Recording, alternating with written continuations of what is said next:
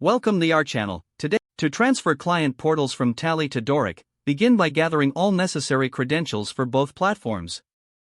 Log into your Tally account to access the client portals you wish to transfer. Navigate to the specific client portal you want to export. Take note of all relevant information, including client details and any associated data. You may need to export this data from Tally in a suitable format such as CSV or Excel.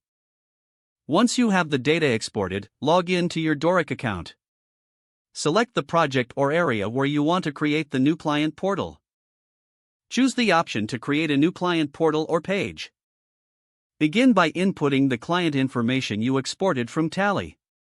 Ensure all fields are correctly filled out to maintain data integrity. Next, import any additional data or files that are relevant to the client portal. Customize the layout and design of the portal as needed using Dorik's tools. Review all information to ensure it is accurate and complete. Once satisfied, save the newly created client portal. Test the portal to confirm that all features are functioning correctly. If everything is in order, you can share the newly created portal link with your clients. Make any necessary adjustments based on client feedback after the transfer.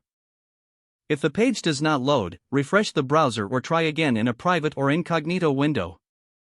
Make sure you are using the correct email address, then retype it carefully to avoid small typos.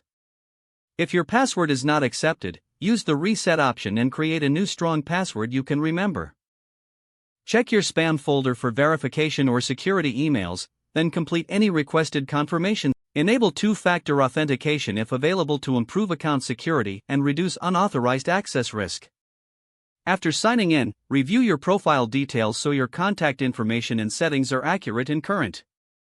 If you see an error message, note it down and try again after restarting your device and internet connection. Log out when you finish, especially on shared devices, to keep your account and payment information secure. If the page does not load, refresh the browser or try again in a private or incognito window. Make sure you are using the correct email address, then retype it carefully to avoid small typos.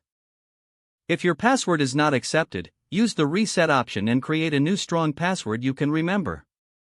Don't forget to like this video and subscribe to our channel for more step-by-step tech guides.